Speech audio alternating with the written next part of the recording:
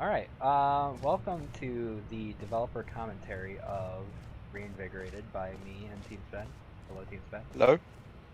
Um, so here we are in first-person mode, well, just as the player, and we have our ball, and I will be giving a tour of the map, kind of showing all of the hidden details and secrets that people might have missed, and then after that I will explain the story for the people who would like the full like developer intent of the map, and then after that we'll be doing some technical talk, bit like B scripts and entities and hammer logic and all that stuff. So All the meds we had to do to get this working. yeah, because source is not super friendly, but we got it there in the end. So I'll just be carrying the ball around because I can't really control it. But we will start by showing off collecting the portal gun, which is just mashing it into the ground. Which it's pretty funny, I think. Yeah, because obviously the ball doesn't have hands, so. And then we have this like little control panel, and then this like access for employees and workers building the test chamber. And this isn't finished, so it doesn't have anything on it. It's off the wall. Got this ladder to access it. Over here, we have this, which it's not super dark, but it is darker than these because it is not self-illume, showing that this needs to be repaired. That's why this like whole axis is open. There's like a bunch of tools and wires for the so that they may repair that. Up here we have a panel that's kind of been gone rogue. This arm. Very angry. Yeah, it is very angry. It is pushed forward and causing these to collapse. This wall is slightly cracked. Yeah, we have a vac tube back here. It's really hard to see because you can like only like see about that. But yeah, basically we have it coming all the way around. Vac tubes, of course, made through hammer add-ons, so pretty cool. Over here we have, oh right, I can't un-no clip because of clips, thanks instances. But over here we have the first of many, well, three observation rooms where some employees got bored and started to stack some clipboards. Coffee was spilled and left to stain quite a while ago. Just like all the chairs are pushed out of the way because they were like trying to carefully put this together. So that's all there is to see there. But this room is basically just to tell the player that they need to jump in this map, so in order to get over the first obstacle. A big important rule that I wanted to stick to in this map was that everything had to be conveyed through the environment, so I didn't want to use any text or, you know, Game instructor hints. yeah, game instructor Anything hints. obvious like that. But yeah, so then we have the exit, and all of these. So all of these rooms are just constructed with tooled black around them, obviously, but so that to like prevent you from seeing certain things weirdly. Because of force perspective, a lot of things just looks very strange when you're not in ball view. So, over here, we have the first respawner. So if you die, of course, respawn. There's some difficulty with the fizzler here in particular because we cannot actually fizzle the actual ball. So when you fizzle it, it spawns an a duplicate copy of the ball to die for you. Yeah, because fizzling the normal ball causes the game to crash for some reason. Could not figure that out. Over here, we have the broken light strip, and the glass replaced it. Well, more than enough, but you know, Just in they case you like drop their a few. abundance. And the scaffolding, which was used to reach this light, has fallen apart because it was very temporary, and for some reason they didn't use like the grating, but you know, whatever. But yeah, and this fell with it, so this is weighing it down. You have to push it out of the way of the ball so that you may use it as a ramp. Another important thing to notice is that these test chambers were originally designed for people that were using the portal gun, so you have like this surface and this surface is white so that you'd portal up here and grab the ball. Obviously that doesn't make super amount of sense over here because you can't jump 32 units, but Though logically, probably a person could yeah. climb up, so... But really, as you know, this is a dream sequence, so not everything makes 100% sense. Like this. Over here, we have a dev texture, which this is in place intentionally. This is an Easter egg. For reasons. To show that, well, it's to show that the map's not quite finished, and that the map maker themselves didn't notice this. You can, this is about as what you can see of it, just this like little tiny bit of orange. So the map maker didn't notice and forgot to replace that texture. Over here we have the Unfortunate accident. Yeah, the clock repair accident, which caused someone was on a chair and then they fell over, leaving a pool of blood. Environmental storytelling, apparently. And apparently it is also hammer time. That is a joke I thought of after, but you know, it works, so. Yeah, and all of this desk is very cluttered because they pushed it out of the way to get to the clock instead of standing on the desk. Because they're very logical, you know. These scientists, lab coats. So anyways, you would push the toolbox out of the way and then run up, jump, and then up here you would get the ball and push it. But if the ball gets stuck, or if you're just feeling like it, you can jump, press the respawn button. There is a bit of a velocity check there to make sure if you just bump into the button it doesn't trigger. Yeah. Before Team Spend just like put a trigger here and you just like bump the button, it would respawn. It was pretty weird, but it was originally supposed to be a velocity check. We just kind of forgot that, had to and just change that last second. Yeah, the other thing to notice is with the ant lines, even though it could go other ways, kind of careful to make sure it looks like it's going up and onto a panel that doesn't exist. Yeah. Yeah. Also, you can't see this pipe, but the ball does spawn from a little high up, just in case players were somehow able to see this from like a distance or something. So it doesn't look like the ball's just kind of coming out of the air. So, well, hopefully this will work. I swear to God, something about this clip, like, this ball just likes to roll around it. Also, there is a little bit of detailing down here. Nothing huge, but just in case you see down there, there's a little bit of arms.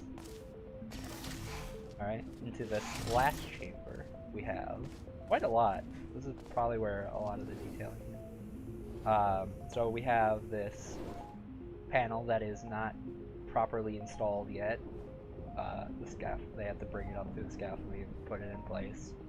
And that's for the player needs to fling, or like not the player, but the test subject, I would say, would need to fling from here into a portal and out and knock this cube out of the way so that they may progress. But unfortunately, we are a ball, so we must use the scaffolding.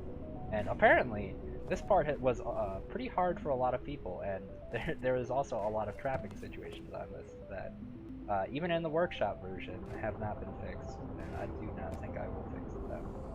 Oh. Apparently the ball died. Oops. Yeah, the way the ball dies is, once it hits a trigger, it's considered dead, and then the camera stops following it, so. Keeps on falling, but doesn't matter until it gets teleported back. Yeah. So, but yeah, I did patch a few issues. Like this whole scaffolding now has a clip. In the submitted one, the one that the judges use, they could still get stuck here, and there is still this spot right here, which you can. Oh wait, no. Yes. What? Well, you could probably Did I you could update probably this? roll out of there. Yeah. Well, no, I think it was here. Yes, this is the one that I have not patched. Yeah. Like for some reason the engine just like stops allowing you to like be able to just get permanently locked there for some reason. I don't know how it happened exactly. Or Havoc. Yeah, but just be careful. Another thing to note is that you can jump from this to here, and I've known about that since I've made the scaffolding, but luckily nobody playing it has figured that out. So, No big but deal anyway, because the no, puzzle itself isn't actually very important in the scheme of things. no, exactly. As much So of a puzzle you can call it. it is just a jumping platformer. But so then we have this Easter egg, which people seem to like a lot, as well as myself, is the bowling, where it doesn't matter how hard you actually hit it. It's just a trigger. We don't check velocity at all, which I think is even funnier because you could either be going high speed or just like barely touch it. It just completely explodes apart. So over here we have the laser cube, and of course we have to do some triggering to make sure that the cube will actually move. If you are big into laser puzzles, you will know that the cube has a very high tendency to lock itself in place and not accept Actually, any it's sort the of... 100% of the time. Valve specifically implemented that so you don't accidentally run into you don't actually nudge a cube next to you and Yeah, break a laser when you don't want to. But that does not work when you're not the player. yeah, so... Yeah, physics objects, not so much. Anyways, we will fly across here. Oh, I do also want to talk about this BTS area, because it is slightly important. We have the vac tubes and some windows over here, showing some offices, and then up here, from back here, it is barely visible, but you have what looks to be another test chamber past the door, but obviously there is not. There is unfinished map. Oh, right. So yeah, for here we use a different camera after the player stops. So we have the camera stop here, and then another camera, which we'll probably explain in detail more later. But That way we can use path tracks and use the nice interpolation, everything instead of yeah, having to do it ourselves. we'll talk about interpolation later because there's a lot to talk about that. So over here, the camera moves forward, and if, by the way, you do not follow the camera and you stay back there, I have a large push trigger that just flings you forward and tells you basically to move forward. And then of course we have more clips to stop the ball from going back. You come in here, and now you have the room, the unfinished room. So to show Any pretense of this being real is gone. yeah, that is gone full meta. So basically, the map maker, like the workers, is also like unfinished. It has this unfinished and sort of like stopped here.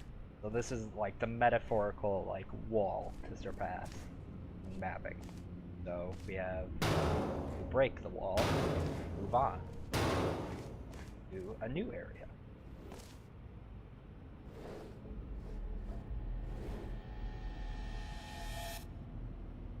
Woo!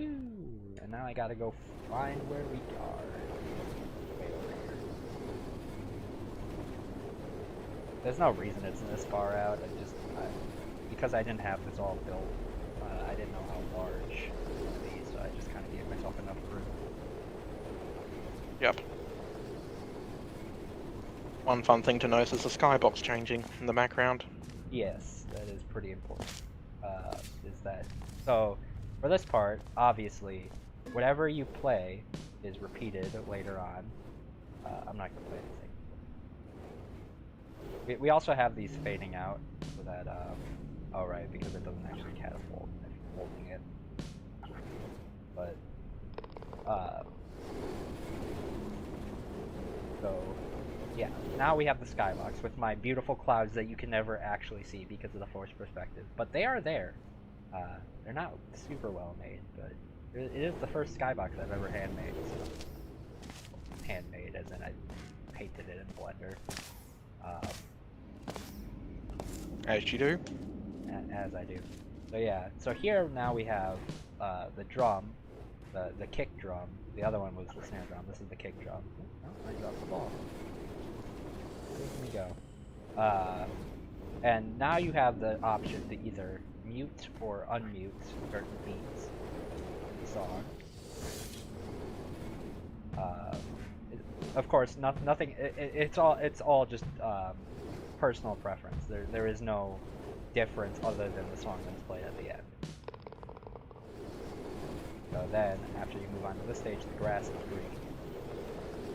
And this is done as a model that's shaded flat so that you get this polygonal look. That is intentional. That is the style I was going for. This part is surprisingly wasn't designed to be as hard as it apparently is. Yeah. Oh yeah, and there's also an invisible pusher that's just telling the ball to go forward. Yeah, unfortunately, due to how the ball is implemented, the real ball is doesn't quite sync up with the visual model, so sometimes you might hit things even though doesn't look like it, unfortunately. Yeah. There's no real way to fix that. I think it's also a combination of that, and I think the source detection for triggers is like slightly unforgiving. So if you're even like slightly close to it, I mean in most cases that'd be good, but in this case it's bad because it kills you. Yeah. I like to get over this. Getting over it, spending time. Yep. Well, these are So, fun yeah, little custom Fizzler textures, which look a bit like a wireframe. Yeah, the tad. That was the style I asked you to make. So this part I call theremin, and based on left or right, we'll change the pitch of that droning noise in the background, which it's pretty. So now we got the trees, and there's a funny story about that later if you are interested. But over here now we have the xylophones, which they're each color coded to a different note. If that wasn't noticeable, and there obviously there is no challenge to this one. You can either just roll straight forward, but it was designed that at these little intermission parts, if you wanted to, you could slide back and forth to select different tracks. And Or hop over the gap if you were particularly daring. yeah, or you could just hop over, which doesn't really make it sound pretty nice. But so the thing to note about this is so this whole thing was pretty much just wrote by Permatemp. I mean, we at the time we didn't have any of this mapped out, so I just asked for tracks. He gave me the tracks, and I mapped to those slightly. I had to modify a lot of it to make it fit like a tempo and stuff like that. But this is mostly the same to what he gave me. This part here. So you have these 3 tracks, which are written by Permatemp. This one was improvised by me. And then you have the same thing, but in reverse. So it's this whole these 4 just rotated 180 degrees. So this side becomes this side in reverse. This side becomes this side. And I think it works very nicely because I was running out of time and I didn't have time for Permatemp to write more. But I think the result is barely noticeable. And sounds nice.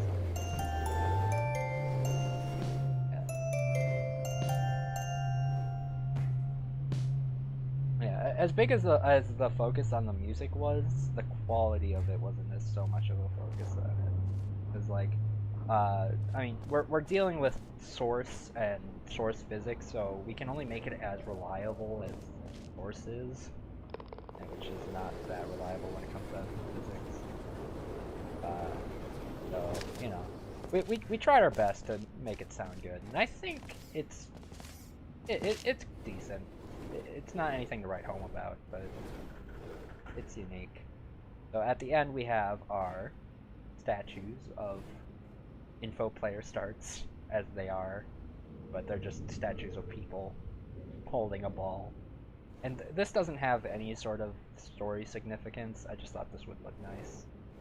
Uh, so Does look there's a bit Talos-like, but yeah, as a oh yeah, and in this last part, the thing that was added were these like notes, drum and xylophone arch. It's supposed to be like big carvings or statues in the mountain. Um, so yeah. anyway, if people were wondering, yes, all the notes are replayed back for you. Yes. So this is Probably this isn't it's not like the visuals are syncing up. We're actually just spawning balls and then they're hitting triggers that are playing it based on timing. And this is just this is based on the theremin. Yeah, it's gonna go for a little longer than normal way it works, but yeah, it is recorded in real time using scripting, and then it's played back and it does different things based on how it's played back. So here's the last part where we're waking up from the dream after having it. With the most story-heavy parts. Yeah. So yeah, this is the part with the most like details. Um, so we have you waking up, and then you see basically in front of you. This is the Half-Life Alyx clock, as everyone likes to point out. Team Sven ripped it, but you will see And then that reanimated it because you can't rip the animation. Yeah, which it's very convincing. It looks exactly like from Alyx, but so you'll see if you turn around, it is 6:52 in a Tuesday. Um, and then over here it is also 6:52, and even on the little monitor right here, which you can't read, but it's there, 6:52. Um, so we have this desk of clearly someone who's working on the hammer map. So, and then you have your coffee and your takeout food and the soda from the many nights of working on this. And you have your idea sheet right here, which you have apparently thrown away a lot of ideas. Um, so, and then you have an unfinished artwork and an easel. Not, is that an easel? I can't remember. I think the easel's the thing that you stand it on. No, the easel's the thing you stand on. That's the palette. Palette, thank you. I don't know why I said easel. Um, nothing super important, but there's a little Easter egg again over here. Then this hat and this toy aren't really important. This is just like a debris model that I found. Thought it looked like a fidget toy, so. And also we have another Easter egg here with you hit the light switch, the fan turns off, but per Permatemp's request, if you hit the light switch, turn off the sun for some reason. That's an Easter egg, it's not actually canonical to the story. But yeah, so when we use this computer, it goes to the credits. I also like to show off a little more in depth. There's a small texture error there, Team Sven. I just wanted to point that out. But yeah, Oh, whoops. yeah that's the screenshot I sent you earlier. Maybe that you didn't see that, but it's fine. You'll see that they're working on the faceplate scene over here that they have selected. So basically, the ball part isn't real, and you being a ball isn't real. But the chamber itself is real and exists in Hammer, basically. So, I think that is all. Oh, right, and there is this super subtle joke, or well, not joke, but like, thing where you have this cat clock, which resembles Garfield a lot, as people love to point out. And you have this Mondays poster with a grumpy-looking cat, which is obviously, you know, Garfield hates Mondays, and it is currently Tuesday. Isn't that just interesting? So anyways, yeah, we use the computer and presumably go to work, and the map ends. With no sound, apparently. Probably because I actually don't know why. Probably because I broke something lying around. But, oh well. So yeah, now that that is out of the way, I'll restart the map, and so yeah, I'm currently in the workshop version, not the submitted BSP. So the only difference about that being is there's added clips. There's a couple workshop. And the elevator videos work. Yeah, and this elevator video actually works. I couldn't figure that out at the time of making the map, but oh well. Well, yeah, there's another Easter egg that if you turn on no clip, you get a nice message. Oh yeah, you as a cheater. So what that means is, if I was still controlling the ball, when you turn on no clip, that message means you've activated cheat mode, and you can use right click to basically jump as many times as you want, even in the air. So we use that to just get around the map pretty easily. We added it pretty late though, so that was one of those things we should have added early. But so the story of this map is, basically, you're going through this test chamber as a ball in this dream sequence, and you're going through this constructed test and showing that the test isn't finished, and also the map isn't finished. So the map maker is clearly just not finished with the map. It is very much a work in progress, and Got some writer's block. yeah. So yeah, when you come here, this is supposed to show that this is supposed to basically represent. It's not so much in the hammer map. This is just supposed to represent the writer's block that the person has, and how basically to get past the unfinished work, they have to break through to this this Inception land, I call it, because it's the dream inside the dream. So this is this is supposed to represent breaking the writer's block and then moving on to the dream within a dreamland, and then you have, where am I? Oh no, I've lost the map. Well, isn't this unfortunate? Oh no, I've lost the map. Oh, hi! I appear to be very high up. Alright, but yeah, so then you have this area which is, this area is supposed to represent the, imagination, basically. So you have this very, devoid world where it's just wireframe and darkness. But then as you go on and write music, which the music itself isn't like super representative. Like it's not necessarily the map creator writing music as a sort of like medium, but it's more just. Oh, we turn off Fulbright. Yeah.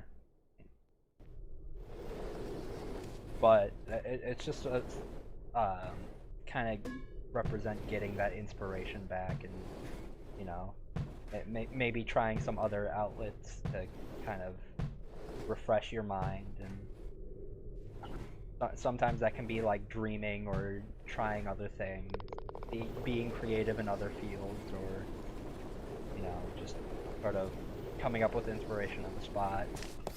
But whatever it is mentally reinvigorating you, as the announcer from Portal 2 would say.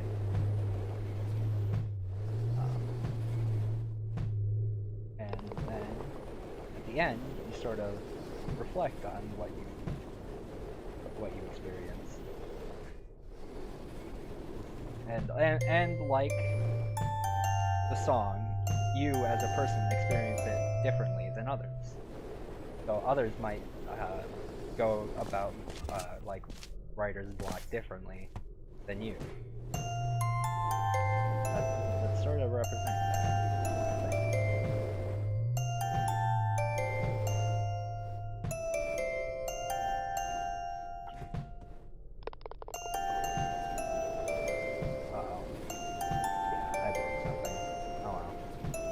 this map's not super concrete in logic, so sometimes when you do things that the player's not normally able to do, then it can break stuff, but obviously you don't experience that as a player, so it doesn't really matter.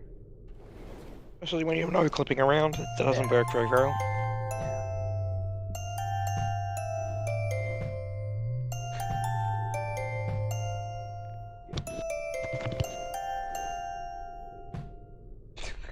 Oh, boy.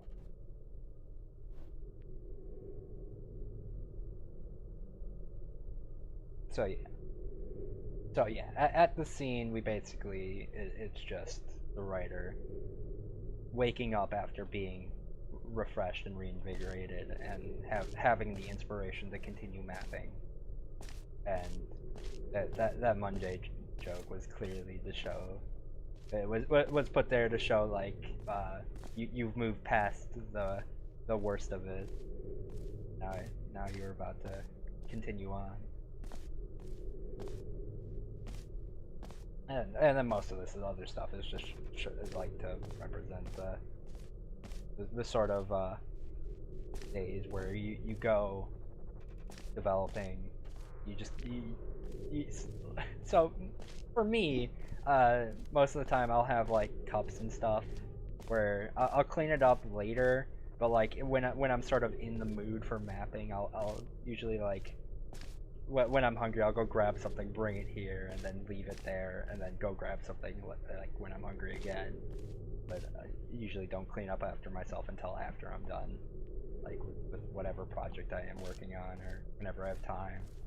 So yeah, things usually end up being very messy. That's just a personal experience of mine when it comes to working on projects. Yeah, and then then it's just obviously credits, but that is Re-Invigorated basically for the Thinking with Portals 7th mapping competition. And this is our first map. Both of us have never made a map for a contest before. I don't usually submit to contests. Like I don't like the pressure of day limits and whatnot. But for this contest, like I immediately got an idea and I was like, I have to act on this because I felt it was a pretty good idea, and obviously I think And it he turned asked out me well. Yep. to do all the technical stuff, and it worked out pretty well. Yeah, we struggled through it, but we got there, and I'm very happy with the results. I would say that yeah, uh, I'll explain some ideas later.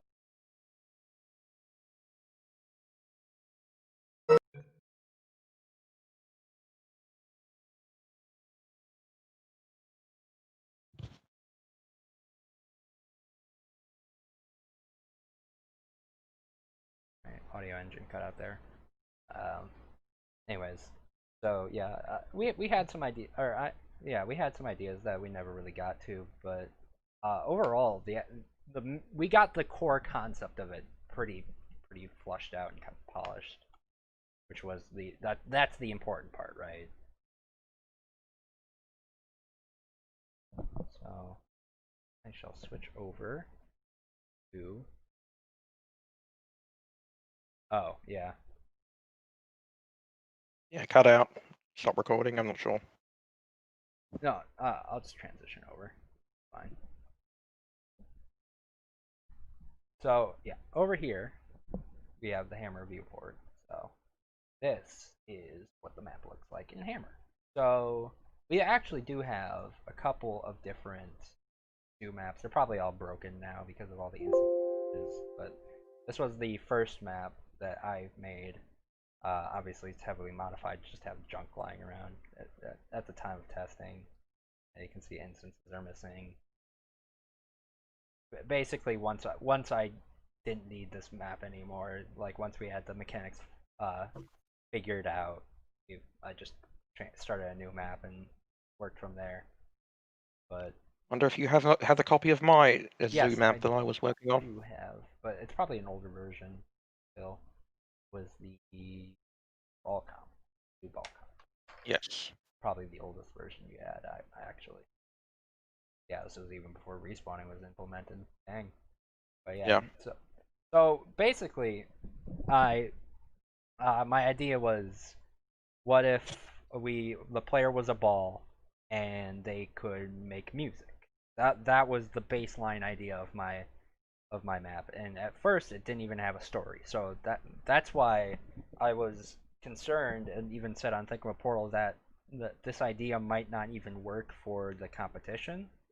But I went ahead with it anyways, and then sort of came up with the story after the mechanic. Um, like sort of in the middle. Um, like just sometimes I'd walk away and then like just have an idea and then come back to the computer just to write it down in text chat. That happened a lot, which is really funny. But yeah, you can see the camera was originally like up close, and you know I had to bring it back and so that the player could see more, and also like I have it like over 128 so that we could have walls that the player kind of goes over. Because originally I would just fade out all of the walls, which that fading out is a script that I wrote called alpha fade or whatever, and I just tell it to what alpha does it need to be, and then the script fades to that alpha. So it works and it's pretty versatile. So uh, I use that quite a lot in the test. So come over here. So at the start here, we have this instance. It's just a heavily modified version of the normal elevator instance where we have this like, I made a secondary texture called fake tools black, and basically I just tell the compiler through a, what is it called? Do you know? I don't want to There's a neat little feature that not very many people know about called material sub, and you can specify a bunch of materials and it will swap out, and VBSP will actually swap out the materials for you, which is quite nice of it. Yeah, I think it's pretty nice because if you don't have this, basically what it was looking like is like sometimes you'd just be looking at black void and it'd be super disorientating. It'd basically be like this. Don't know where you are, which I found very Yep. annoying. So I just made a fake tools black and I swapped that out later with a tools black no portal no fog, so that the basically just so that the fog doesn't interfere with the distance and all that. It's basically just supposed to look like there's nothing there.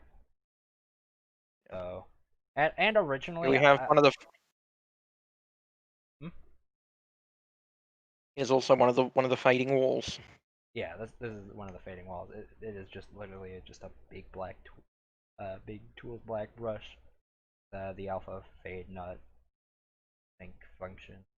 It just basically tells it what alpha to be when it needs to be it. And then originally I thought of the idea of like sort of having this overlay with like a black fade to kind of show the kind of transition between the darkness and the actual existence, but one that was just too complicated, especially when coming with slopes. Like I originally had this cut, um, and two, I just don't think it looked nice at the end because of the way the game does reflections. Basically, even if it's like dark right here, it will still reflect light, and ba- like basically the fade would become unnoticeable in game, which was I it was fine.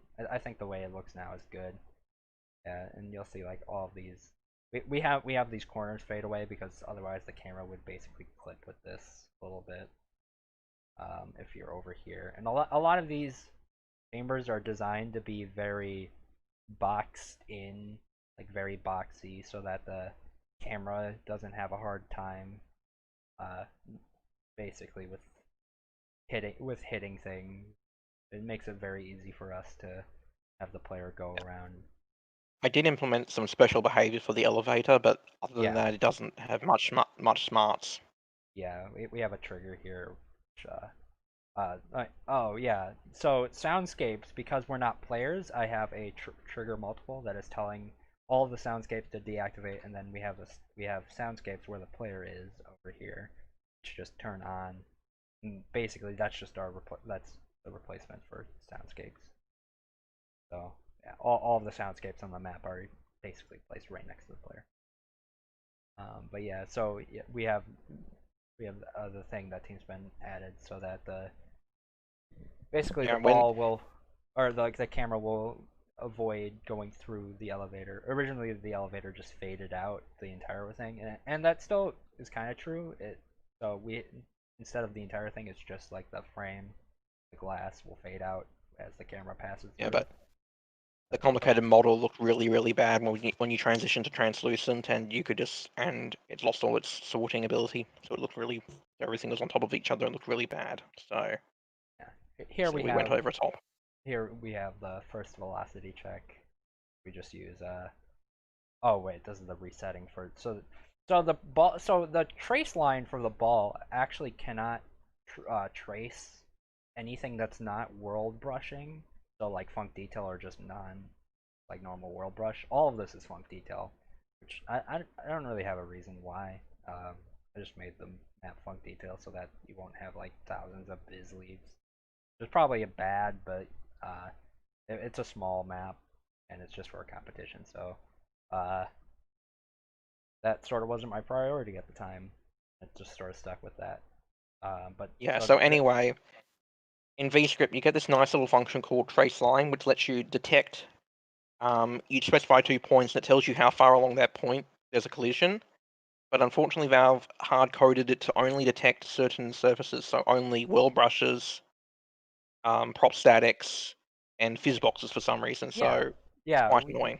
I discovered for some reason fizz boxes are also detected even though they shouldn't be, and I also discovered that clips can be detected, which I use in some places like here.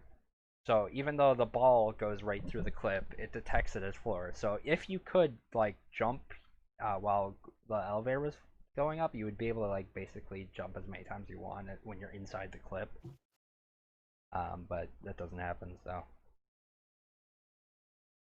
So yeah, we have that trigger to basically just tell the script to reset jumping so that the player can jump up again, hit the gun. And TeamSpend did this entire logic in his own version of the map and then sent it to me.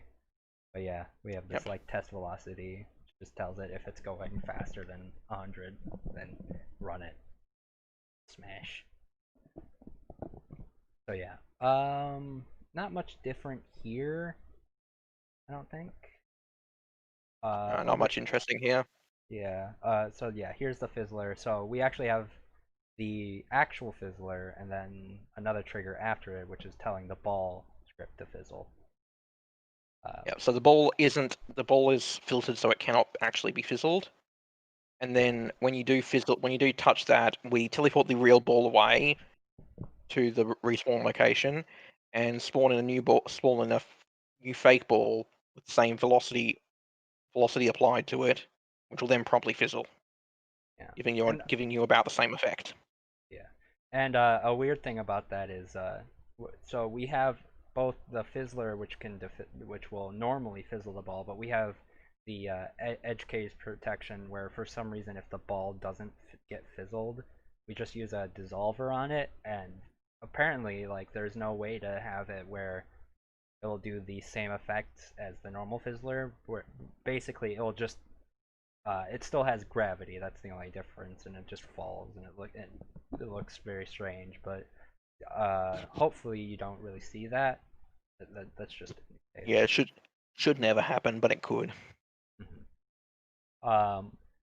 Over here we have this ball dropper, which we are using. Oh yeah, over here as well. I forgot to mention this, which is it's the Team Spend hammer add-on back tubes, which I didn't use until this map, and I didn't realize how actually amazing they are. Like, oh my goodness, this is so easy. I'm gonna go into normal. These sprites. This is one thing I'm hoping, or wait, not hoping. I already know what's fixed in P2C, but I'm waiting for in P2C.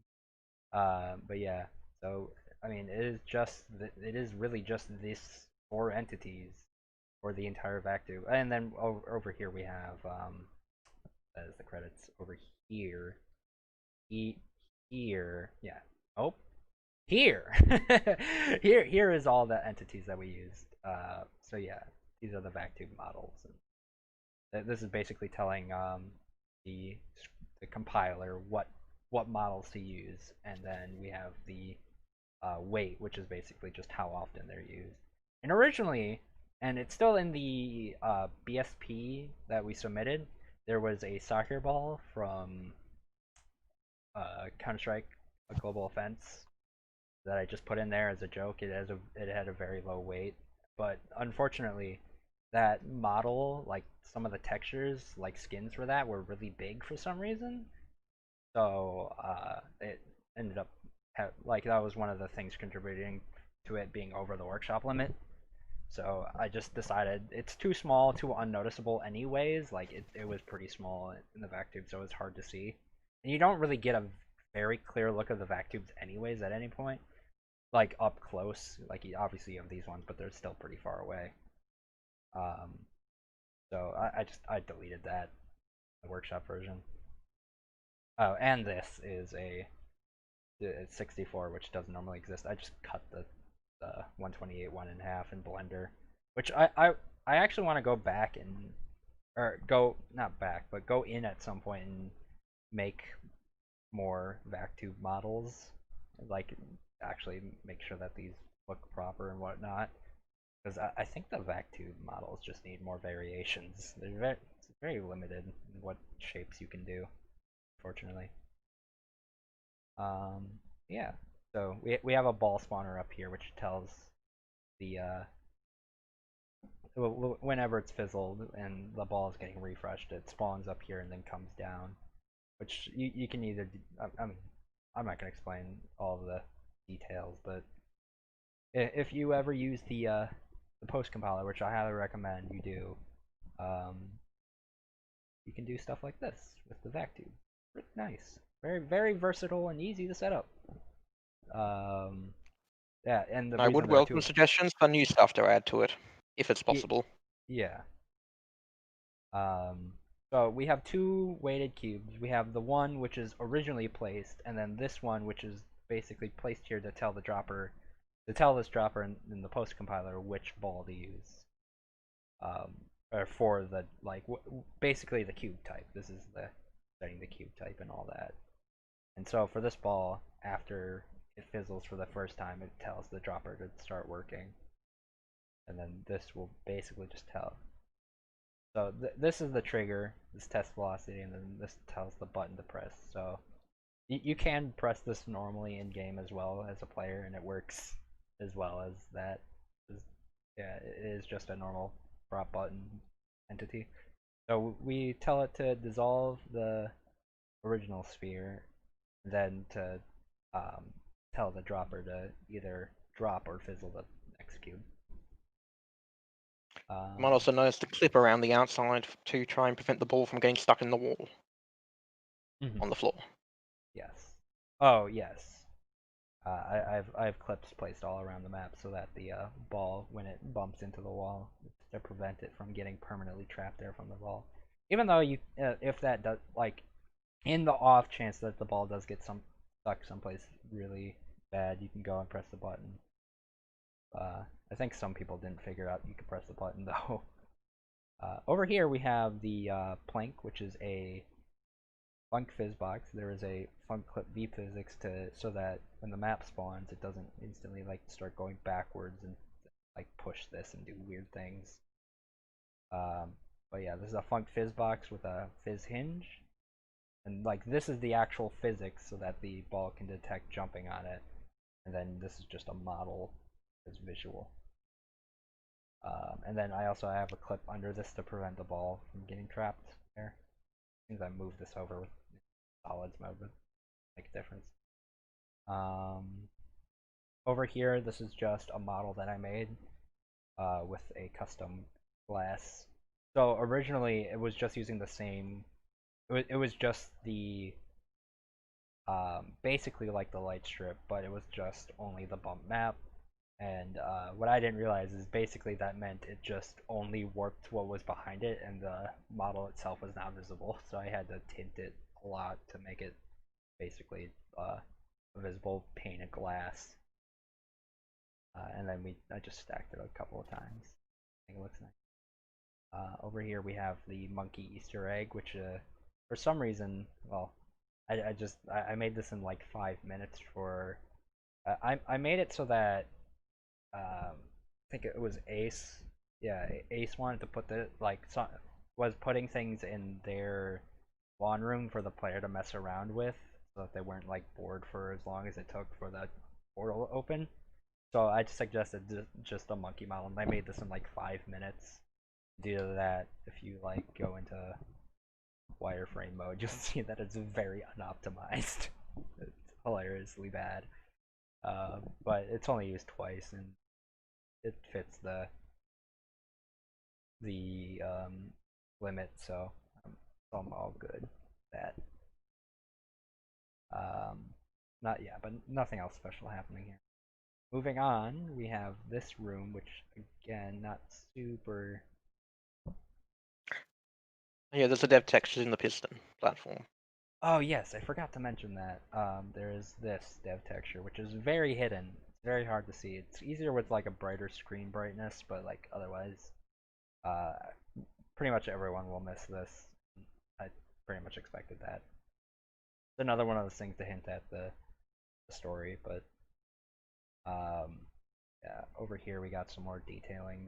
These are made with Allison's pipes. I use a lot of textures around here. Like this is I remember I think Allison or Tawan made that. I know for sure this is Allison. No, now I don't know. I don't know. I have all the credits listed in the description of the workshop app. So um, I would like to get this VMF um, put on for download and all the instances and scripts and stuff. So if you want to take a look at it, I'm still debating whether I'll include all of the custom assets that I got from other places, or you'll have to like rip that from the BSP itself. Or uh, I think it'll be fine redistributing, right? I think anyone will have too much of an issue with that, as long as you credit the people who made it. Um, Over here we have the cone bowling, which is just a trigger, as I said, which just uses a fizz explosion to make it fly out. And we have the bowling sound, the crowd sound, the cheering, which the crowd sound is, of course, from Wii Bowling. I went through and found a relatively tame clapping sound is for the joke. But the bowling sound itself, I just found a bowling ball hitting pins sound on YouTube and downloaded it. First one I found. And then this one basically what I do is just I have the trigger basically on every delay reset. It just disables and then enables itself, and then tells the cube to exit the state of being frozen. So Yeah, then which is a nice little secret input that not very many people know about. yeah, That yeah, if you because do have cubes floating with lasers attached to them, that's the input that'll stop them from doing so. so I believe if you use wake, it will like basically tell the cube to like move. But if you use this, it will work differently, right? Not sure. I haven't No, tested wake that. shouldn't actually affect it at all. It just gets fully disabled. Gets fully motion disabled when lasers are touching it until the player comes close enough to the cube or looks at it, I know which there's case it like wakes up. some weird petty workaround that someone's found, but I don't remember exactly what that was. Just Um, firing this input over and over. oh, yeah. But yeah, so basically when it enables, it does the start touch check after it enables again, so it's basically just firing as much as possible whenever the cube is touching it, only when the cube is touching it. Um, as a not cube, ball, sphere, my bad. Over here, these are the clips I've added after the fact. I didn't realize you could get stuck here. You can get stuck in many other places, but I don't intend on updating the map after all the updates that we've done. I would like it to be as much as the original. This is the most easy way to get stuck, so I just patched those really quickly and updated it. But apart from that, most of this is the death trigger. just calls the script function died, which, as Teamstone said, just tells the ball or tells the camera to unparent, and the ball just keeps going forward, and then afterwards it's teleported into here. And this handles like all the respawn logic after that. Which this respawner is made with just the normal hammer dropper, some CSGO inset light models, and sprites that change color depending on if it's active, deactivated, or if the ball is respawning. Which, I think it's very convincing as its own thing. Definitely grabs people's attention. So that's pretty nice. Over here we have a faceplate. This is a custom version of the faceplate that has the orange texture from Team Spends, or the resource source Spends. Well, B mod ultimately. Yeah, B mod. Yes, of course. And then I placed these manually, but they're obviously directly taken from B mod.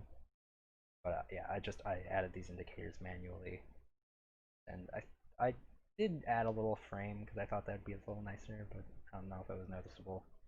And of course we have the antline, which Teamsman's hammer add-ons. If you have any sort of entity that inputs, so like buttons or laser catchers and other stuff like that, you can just set an indicator name instead of placing a texture toggle, and it basically figures it out. And that works for both antlines and the like indicator checks and whatnot like that. So that saves a lot of time. And of course, for these indicators, I just have it as same as these. No need to add anything special. And also we have over here this model. This is just a handrail from CS:GO. I thought it looked nice, and then we have of course, the hazard strips, because you can't have a industrial-looking map without hazard strips. The these lights I literally copied from the Wheatley map with the broken light strip. It's the laser over platform one. I just copied it directly because I don't know. I was too lazy to figure out what would look nice. I knew those looked nice. Over here we have the control rooms and stuff. This overlay. It's a sign. Oh, strange. I assume it's probably Texture bigger is than very that. strange. Huh. That's just how big the texture is. It's quite weird. Anyway, the observation rooms are very under detailed because you can't see them very well, so that works fine. Yeah, it is super convincing. All that you need. So what I made here was this, which is just an instance so that it can be like at an angle, but it basically comes in and then goes out. I added the pillars and this whole scaffolding system, but all of the rest of this is all done by TeamSpen that then imported over. And over here, these are actually not models, they're brushes because they're so far away, which I thought was really funny.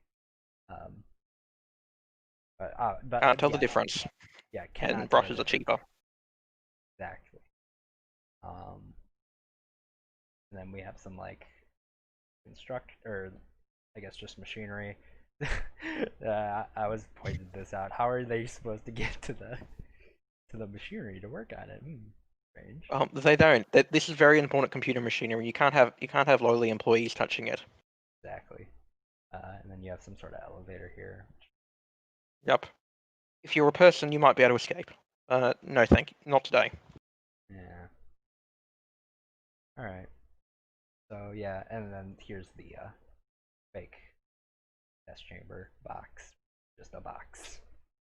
Surprisingly enough, wouldn't you know? So here, yeah. So this is the other camera, which I have parented to a funk track train, which is also. I have the camera parented to the funk door rotating, which is parented to the funk track train. Up, over, and then you hit this trigger, and it comes all the way forward.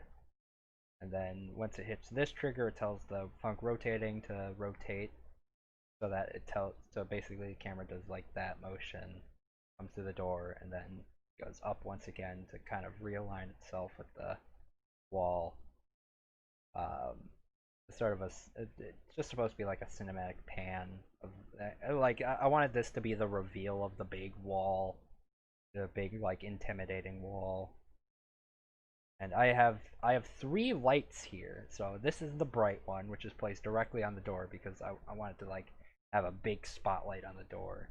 And then you have this one, which is just a sort of dimmer light to kind of give it that like fade around it. And then the one all the way over here, which is supposed to light like most of the wall. But I don't want to light the entire wall because it's supposed to look infinite in size. Um, so yeah, you can't see basically this part because it's too dark. Then it goes to black. And off screen. Off screen. And for basically all of these walkways, for the earlier parts, I just have the player pretend that there's walls here because I didn't want to like have these weird, ugly walls with the tools black in them that block view. And I didn't need it, so I have the player assume that there are just test chamber walls here. But for this part, obviously there's just nothing here, so we just have clips. And then like as the player progresses, I add clips so that the player can't like back out at times. I have a lot of those and more triggers for soundscapes and stuff. This wall is of course, a model which I animated myself. Took a little bit of work learning how to turn physics into like Blender physics renders into animation. That was a hassle and a half. That I'll save you from that because that was a trial. But yeah, so this just has the idle animation break wall 1, which will tell it to basically move yeah, it will tell it to move one frame in the animation. So the animation itself is one animation, but in the QC file for the model, we tell it which frames to use. So for the first animation, it just uses the first frame, which it's so far in the animation in the like normal animation that it looks like it moves quite a lot. It looks like you basically just smash it in. And for the second one, it's the second frame. For the third one, it's the rest of the animation where it flies off. This is using the alpha fade as well, so I tell it to fade out at some point, or like as soon as it starts fading out. So like by this time, it's already faded out so that you don't see it, but basically it just flies all the way off into the distance, disappears. And then over here, this is just sky white, and this is white. The sky white is so that it looks white but doesn't emit light, and then the tools white is what's actually emitting light. Because I don't want to oversaturate the light, but I would like to have it look like you're going into the distance. And I also have white fog here, so that you roll into the white fog and basically become non-visible. Over here, as soon as you touch this trigger, I basically tell the ball that to disable motion so that you can't come back during the fade out. Start the music, we do the fade, and then we teleport you all the way over here, which is probably the most logically intensive part of most of this. So over Which is here, all the music logic. yeah. Over here we have the transition entities, which very complex. We have the camera wait here for a sec before the ball falls. Um, which In particular, if you set a little marker underneath the cube map, the camera waits there until until the ball has dropped below that marker, at which point it snaps onto the ball. Mm-hmm. And it's pretty convincing. So yeah, basically this is supposed to provide a transition between each area. But for this one specifically, the camera waits a little bit, or the ball waits a little bit longer after the transition to kind of like make the player adjust to the setting and then drop the ball in on the player. And I think it's also pretty comedic. Like you're just sort of sitting here and then just boop, and then there you are. Over here we have this is to call the function lock forward, which basically, so during these parts, people might not have noticed, but pressing W or D does not actually do anything. I basically just tell the ball, don't do it, don't do anything when you press forward or backward. So um, that's just to make sure the timing is pretty consistent. We don't want the player to, breaking it by going forward Robbing all or the music. this is just a trigger v physics motion, which tells or to limit the velocity, so that if you're trying to like fly forward, it just basically slows you down so that you can enter this normally every time. Over here we have the trigger catapult, which plays the cube hitting the wall when it's covered in gel sound. Over here we have the function to start the recording of the track. So each track is actually built dynamically. As you go along. So what happens is whenever you hit a platform, we record the sound that needs to be played then, and the offset from when you touch that first trigger, which we use to sync it up later. If you die, we go discard it. If you get all the way to the end, we add the full song, which then gets replayed every time we go through the next areas. So yeah, we basically for the transitions we just tell it to transition to the next one, and then we call it the S&D plop, which is just a very very crunchy sound of a golf ball falling into a hole. It's done intentionally. It's supposed to be a flag. Which the back face of the flag doesn't actually exist because it's only seen from the front. Over here we have basically the same thing again from the first one, but just as a different instrument, and now we have these added ones which just don't record a noise. So that's nothing too much more interesting. Over here, this is completely different. So this is a funk move linear to push the ball along the lanes, which we have respawn with a point template, and we just tell it to kill itself when it either fully reaches the end, or if the ball dies and respawns, we kill it as well. That's to keep this. So I basically had to record how long it took to go from here to here, and then I basically gave it to go that distance in this same amount of time. Speed. Otherwise, you might miss out your tempo, which would be very annoying. Yeah. So, but apart from that, most of the same. But this calls start theremin, which is just a different version of the start track, which starts the instrument and the track at the same time. And this is the comp setter that tells it where it needs to basically determine your min and max for the sound. Yeah, for this one, we just record the pitch that you are using every tenth of a second or so. Yeah. Across the entire thing. These not as efficient, but that's all we can do. Yeah. Yep. These fizzles are just brushes that are basically just look like fizzlers. And then we have a trigger to fizzle the ball. And I do add triggers to the edges so you can't like do a jump around. Magical. But these ones obviously it doesn't matter, so you can jump around those.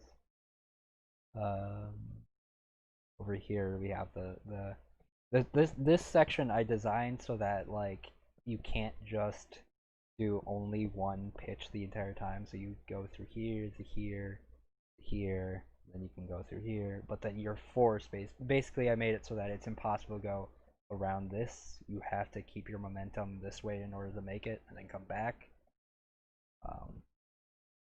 So and that works the other way around, of course.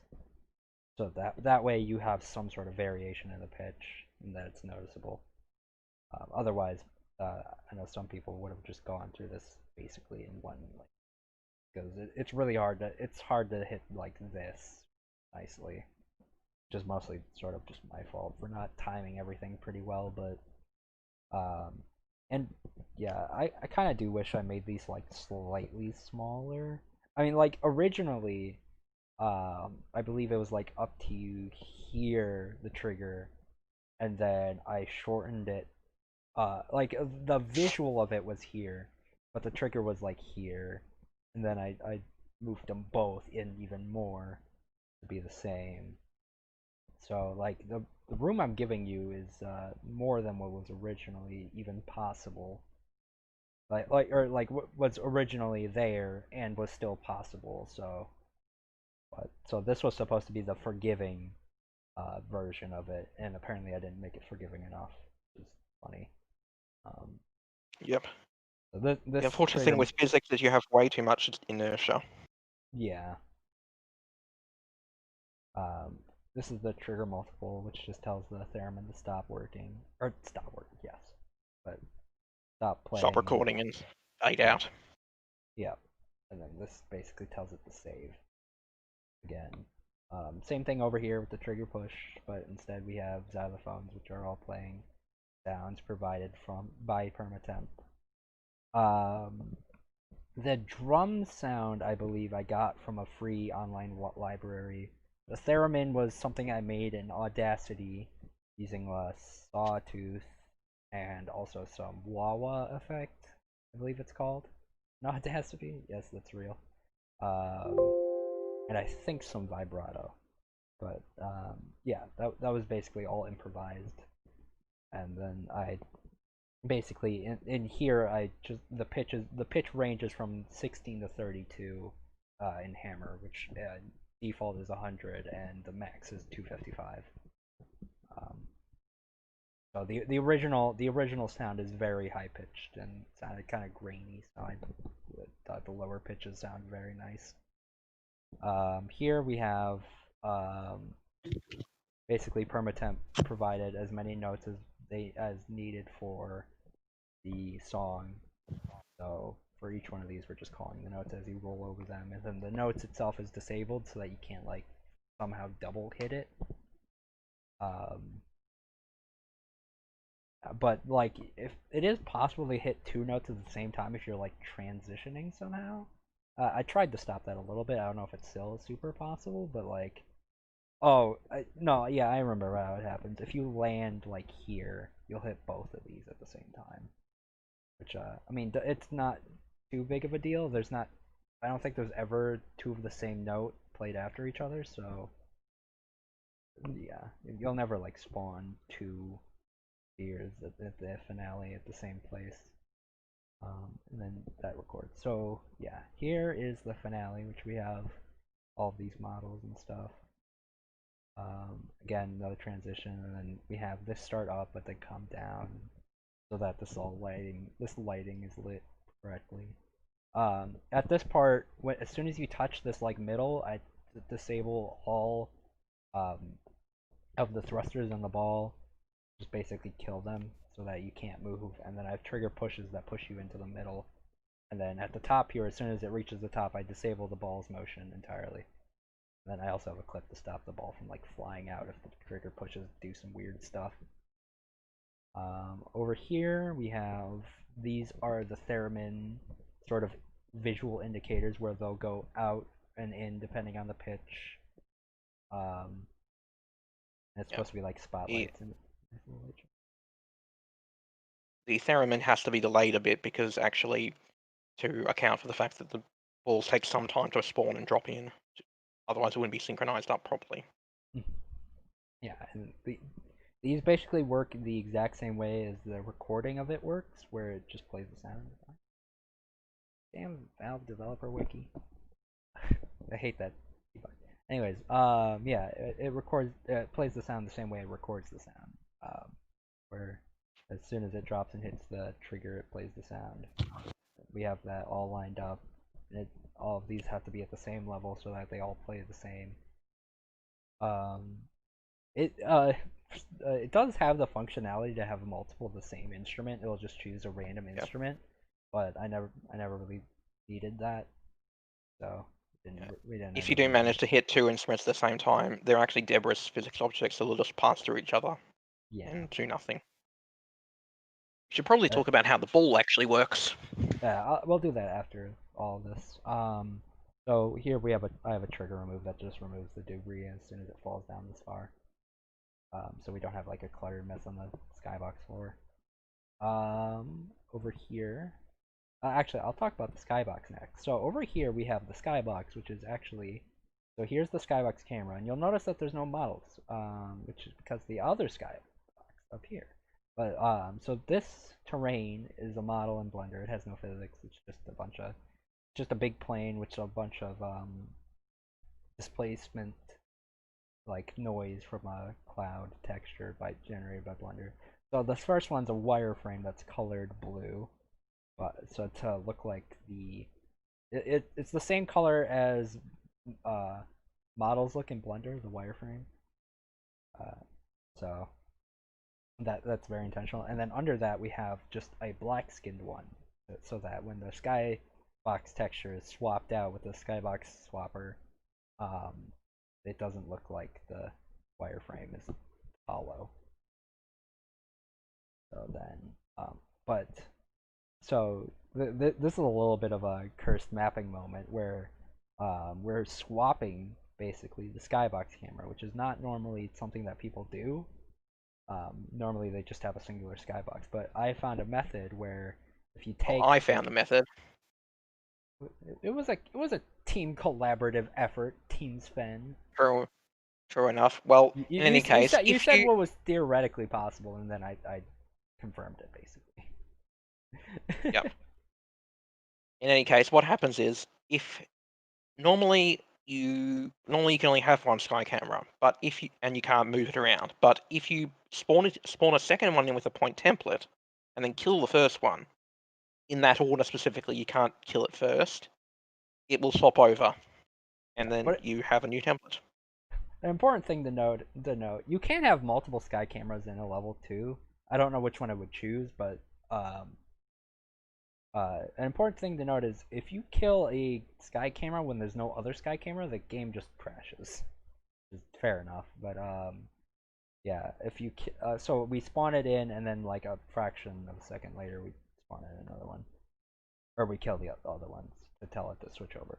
So here are the infamous trees, and they're infamous to me, but no one else.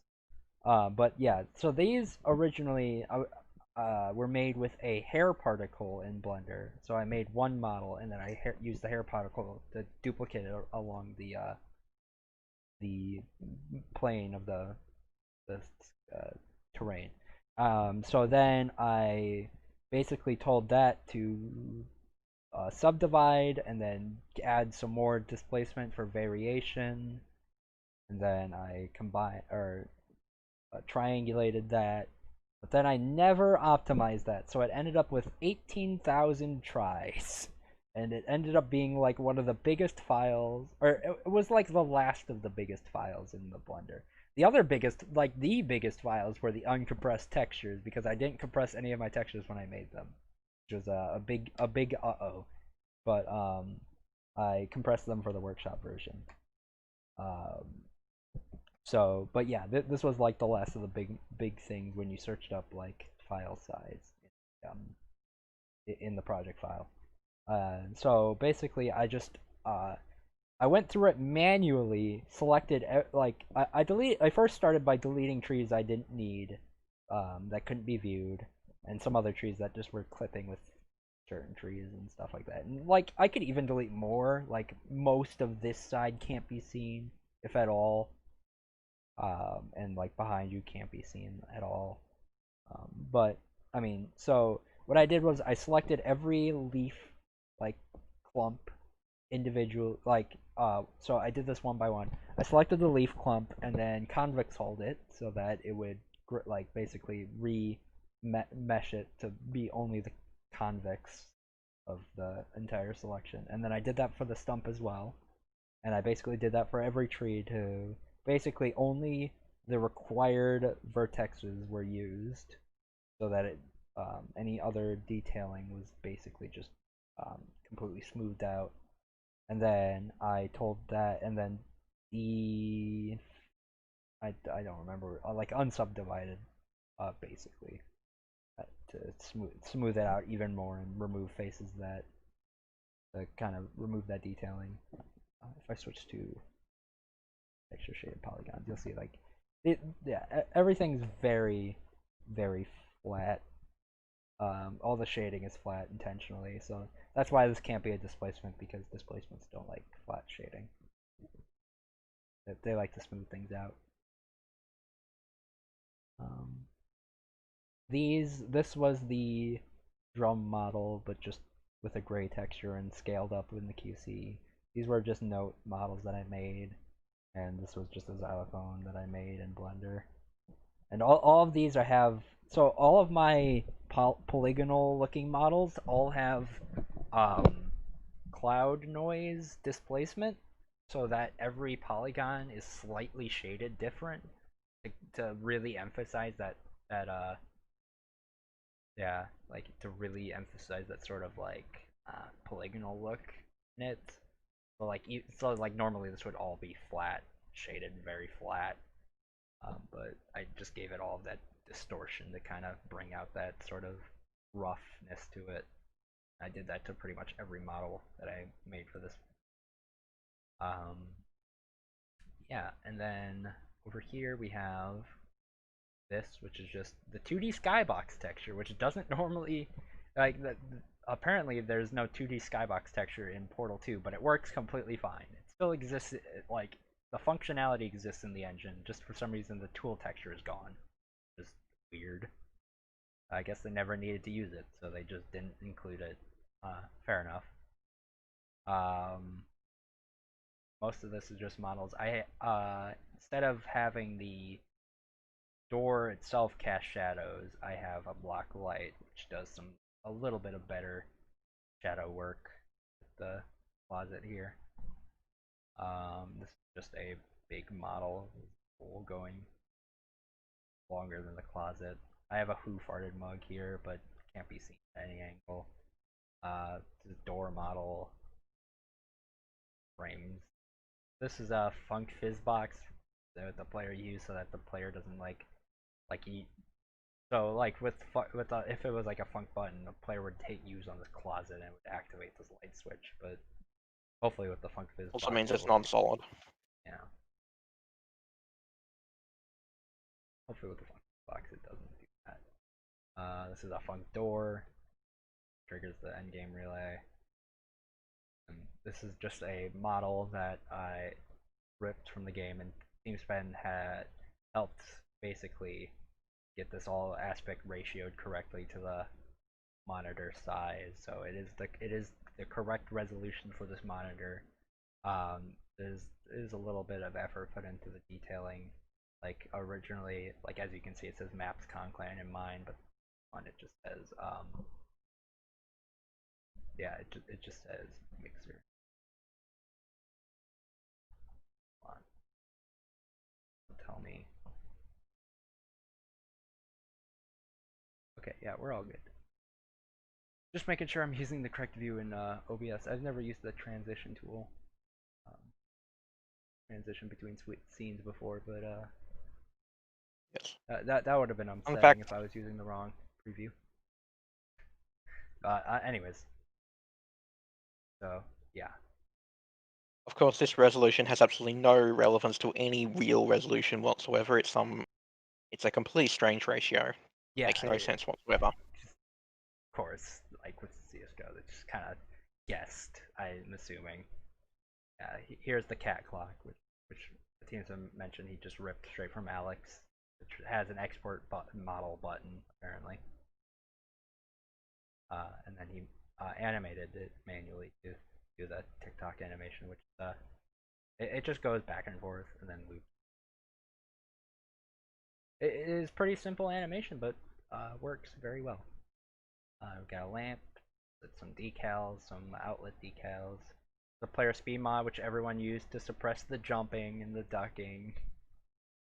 Apparently, every mod or every map in the competition suppressed jump, except for a few. But we do it at this point so that the player can't like jump on the bed and jump around the room because there's no point. You're not exploring anything. These are skybox swappers. This is what turns off the sun. We just switch it from white to black. Um, here, yeah, just fade. Got a lot of relays lying around. Pretty much that. The fan model. Like, a lot of these models are taken straight from Global Offense. They have a lot of very nice models, which I recommend that more mappers use. A lot. Like, I really recommend using a lot of these work really, really well. These are all individual trash can debris. Just copied and pasted like 100 of these suckers. Really fill it up with the paper. Like, it looks very, very convincing. But most of it is the same debris, and then just on the top I added variation so that it doesn't look ugly. I think it worked out really well. Over here we have, so this is where the player is sitting. That trigger Someone. probably presume just tells the camera to enable. Yep.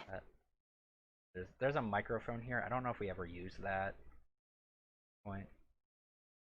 Presumably that's just to get the sound from the map to the player. Yep. But I think it already does that with the camera, so. We have here are all the soundscapes. We have some interior, muffled, and hallway, and just nothing. After in the music part, we don't have any sounds to so that because you don't really need anything. Your sound should be all the music and stuff. I could have probably added like a tape here. Oh well. And then here we have the credits boards, which is a bunch of brushes. With your point camera. That's it. And Oh over no, here, because globals and more globals. I'm the, talking about for this section, but we have the ball the logic, most which is complicated bit, yes, very complicated, quite complicated. yes, very So, very complicated. okay, to We would, start off with, we have the wireframe ball is the real actual physics ball, which is not actually the one you can see because. And then the V script every frame goes and copies the position of the ball to the to a follower entity so that we can have the camera follow it as well as the ball itself. We need that way you don't have the camera just constantly rolling around in circles, which would be very disorientating and horrible.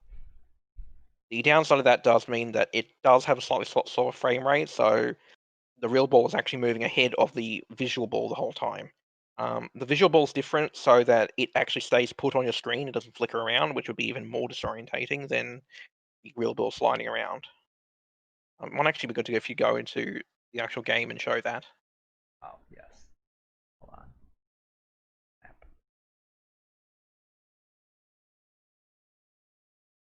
So yeah, the that's why.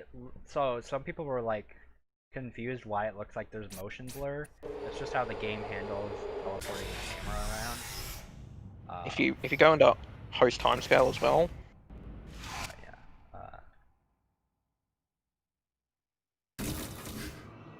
set that to something very slow. Oh. Okay. Yeah. See the camera just snapping every single time the script gets run. Unfortunately, we can't do it client side, so we don't get any of the nice interpolation the source usually gives things to make it look smooth. Yeah. We just get this. But okay, if you turn that off and set render mode 0 on the physics prop, Yeah.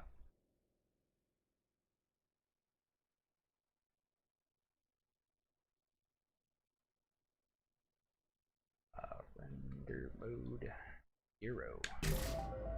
Here's the actual yes. ball. So now you can see the actual physics ball, which is ever so slightly not matching. Yeah.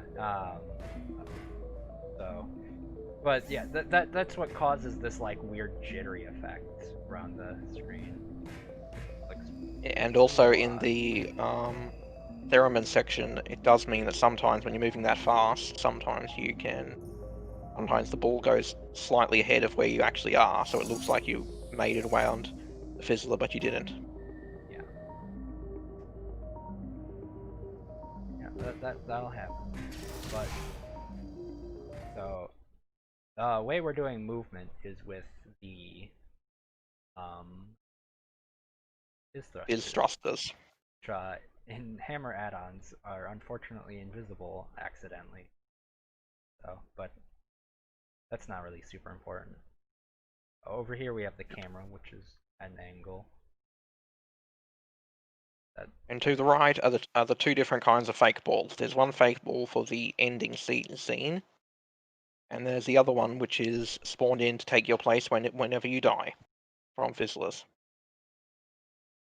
we have here's like what's actually controlling like the logic for the this is the jumping, and then this is your WASD, and you're like your right click. These are all the filters for all the different balls. There are a lot of them.